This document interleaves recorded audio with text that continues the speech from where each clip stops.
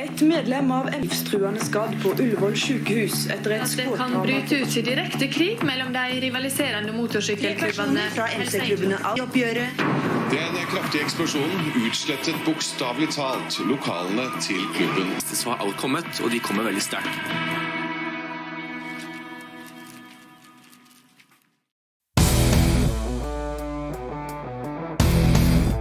The Great Nordic Biker War really evolved from the first Danish biker war between Hells Angels MC and Bullshit MC in Denmark. I made a video about that. There is a link in the description below. Hells Angels were the clear winners of this war. Altså, det er jo forfærdeligt. Vi levede så mange år i den frygt der, ikke? Altså, bare derhjemme, ikke? Altså, hvis ikke det var dem, så var det politiet, og det var jo ens hjem, du havde jo aldrig noget. Der var jo rensagninger konstant, og han kom hjem, så var han skudt i halsen og i hovedet, og i den ene røvballe, og jeg ved ikke hvad, ikke? Altså. Bullshit MC called Hells Angels Clubhouse in 1988, and said they had burned their vests and declared that the war was over.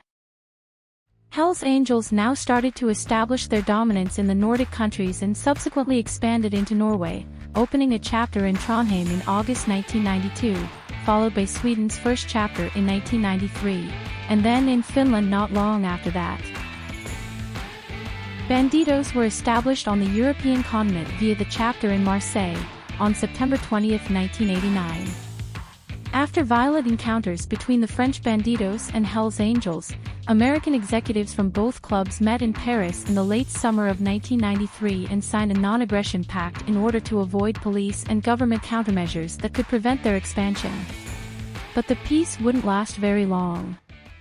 The Undertakers MC, a club in Denmark formerly on good terms with the Hells Angels before disputes led to a strain in relations, applied for membership in the Bandidos from the club's leadership in the United States and France in 1992, and was patched over by the Bandidos in December 1993, becoming the first Bandidos chapter in the Nordic countries. They were soon followed by Bandidos chapters in Sweden in 1994 and Finland and Norway in 1995. An arms race between the two clubs now started and both clubs spread and got several chapters across the Nordic countries.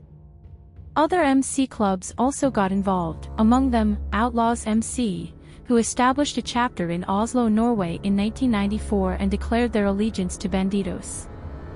I'm not going to mention everyone, every club and everything that happened in the war, because that would be a very long presentation, but I'm going to focus on the events that had the most impact. The first shots fired in the conflict came shortly after the Morbits MC in Helsingborg became a probationary Bandidos chapter in 1994. Members of the Hells Angels Prospect Club, Rebels MC, strafed the club's headquarters with gunfire, and later became a Hells Angels chapter in Helsingborg, Sweden. The conflict soon escalated with many incidences between the two clubs and their supporters. The war quickly revealed the differences in the strategies of the opposing sides. According to MC Club commentators and journalists, the Bandidos attacks were seemingly indiscriminate, whereas the Hells Angels were more strategic, targeting their rivals' leadership. The first death in this war happened on February 13, 1994, when 15 Danish Bandidos members were ambushed by Hells Angels associates at a Helsingborg nightclub, resulting in 13 gunshots being fired, and Joachim Bowman, a member of a Hells Angels support club, being shot dead. The murder has never been solved. On July 17, 1995, Bandidos' Swedish President Michael Joel Ljunggren was shot dead with a rifle while riding his motorcycle. The Choppers MC in Stockholm gained prospect status from the Hells Angels shortly after the killing, leading to a theory that the Choppers carried out the assassination of Ljunggren on orders from Hells Angels.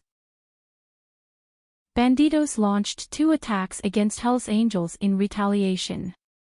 On July 25, 1995, 2 Undertakers members fired a rocket-propelled grenade at the Overkill clubhouse in northern Helsinki.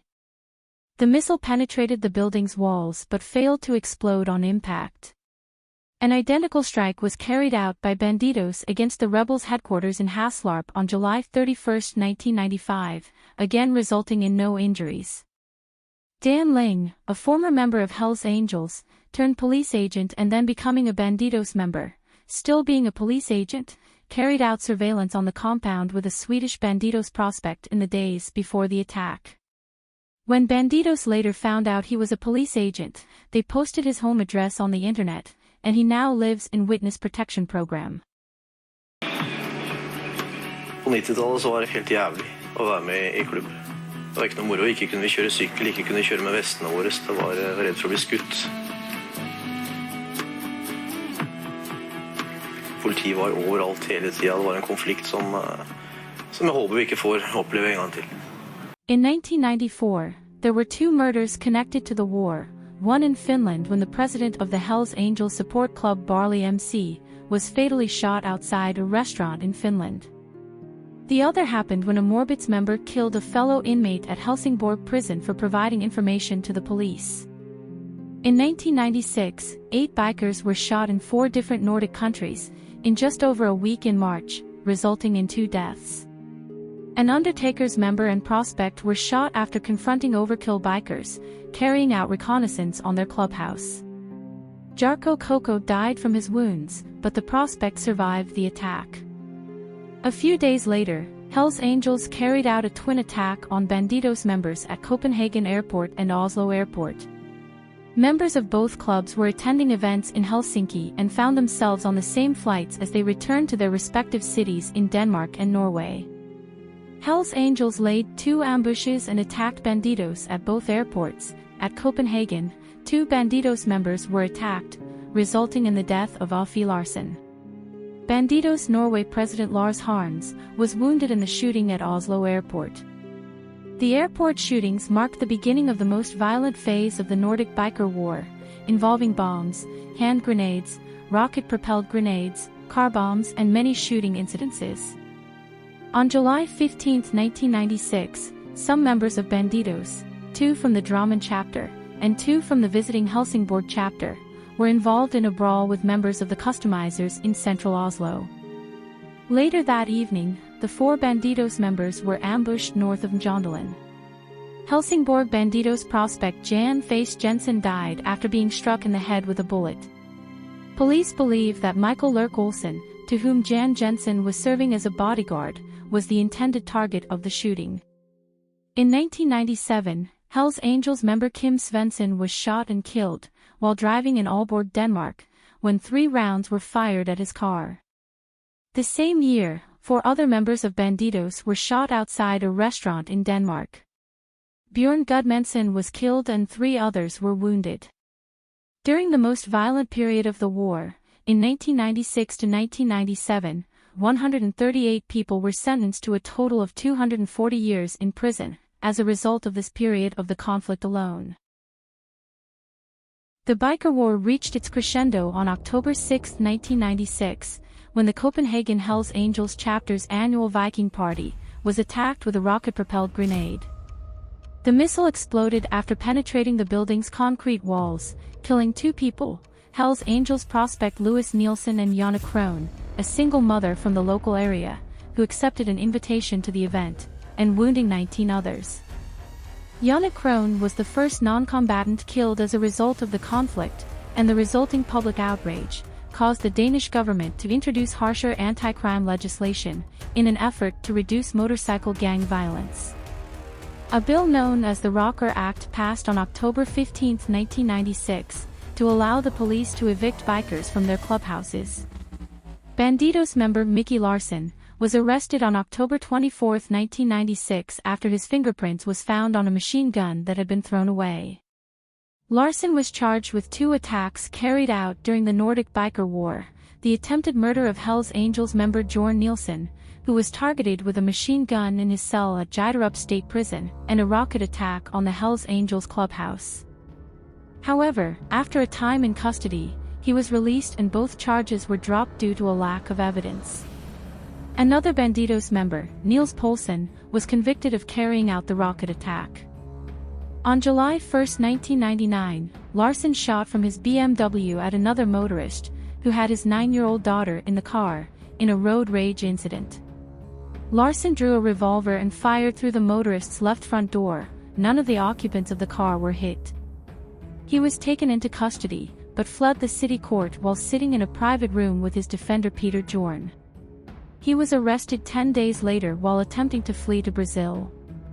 He later rebelled against the club's leadership after the murder of Claus Hansen, a close friend of Larsen, who was shot and killed by Bandidos members. Larsen was subsequently killed by a car bomb in 2003. Norway, June 3, 1997. John Berg, a member of the MC Club Screwdrivers, a Hells Angels prospect club, is driving a red Volkswagen transporter from Hamar to the sleepy town of Drammen, along a road where there were no surveillance cameras. The next evening John Berg, dressed in a black wig and clothes he could dispose of, drives the transporter down the quiet street of Conrad Street in Drammen. The car is loaded with a bomb weighing between 30 and 50 kilos. He parks it in front of the entranceway of the Bandidos clubhouse in Drammen and lights the bomb's fuse. Berg now uses a bicycle that was attached to the car to flee the scene and meets Kaimo Zether, who serves as a getaway driver and gets him out of the city. The bomb detonates at 11:44 p.m.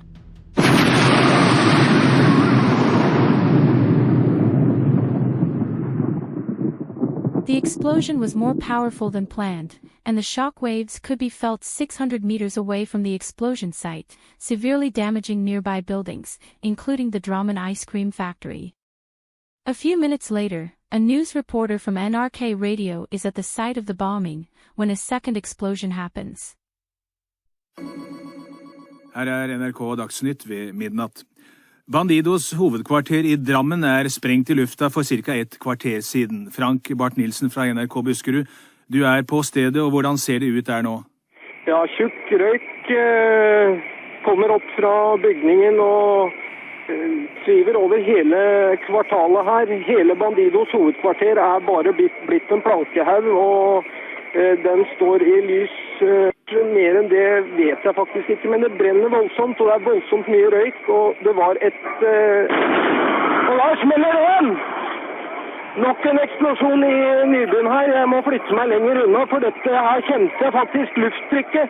Det bare vellet innom, og folk rømmer nå åstedet, og det tydelig at det ikke noe tvil om at dette en eksplosjon.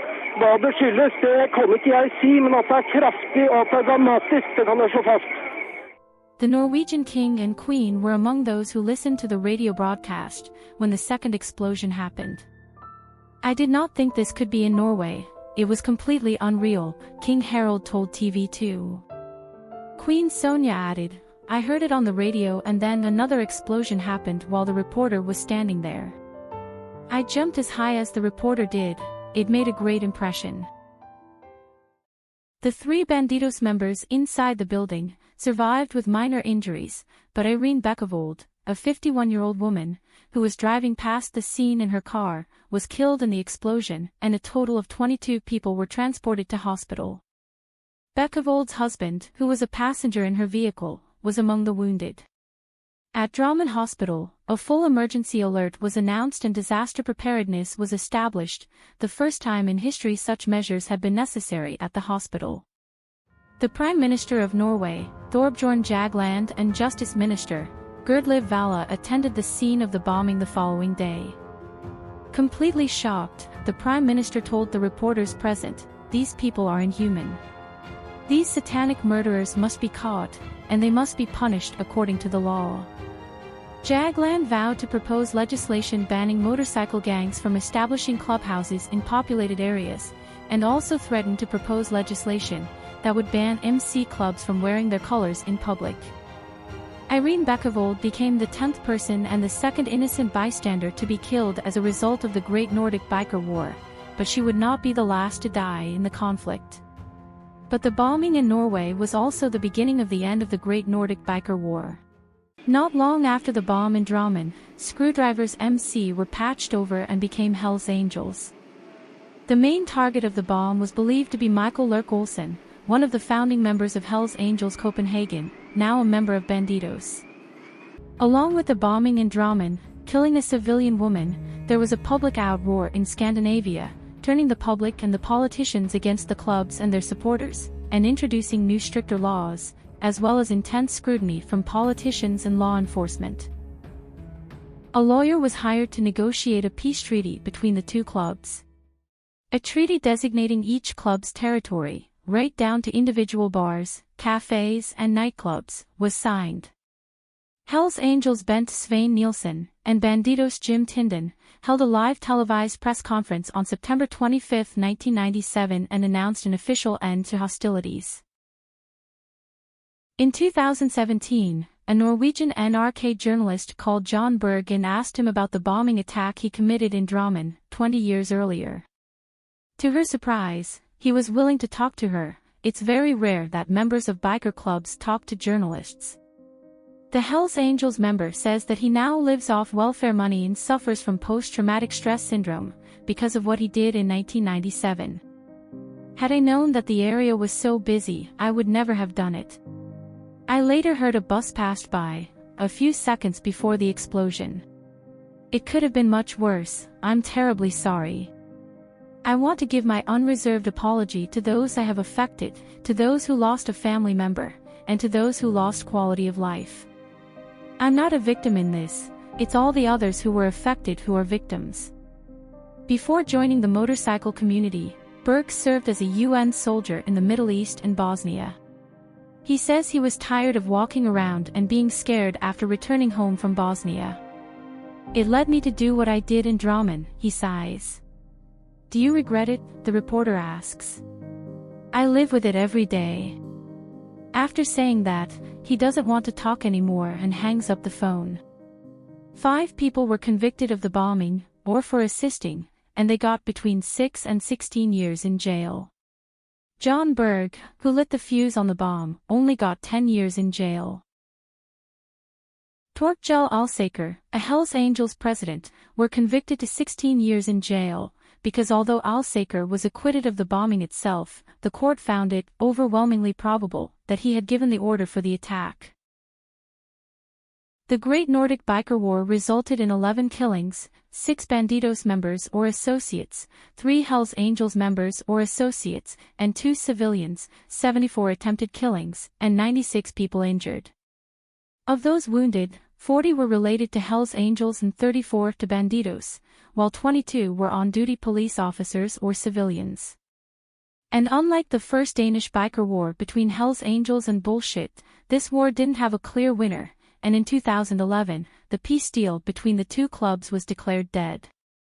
At the time of making this presentation and according to their own homepages, these are the number of chapters Hells Angels and Bandidos now has in the Nordic countries now.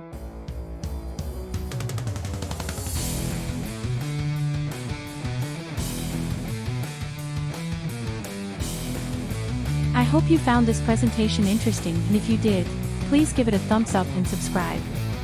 And please let me know in the comment section below of your thoughts on this war, and if there are other biker topics you think I should cover. And please check out my other videos to see if there are other topics that might interest you. And I hope to see you in the next one.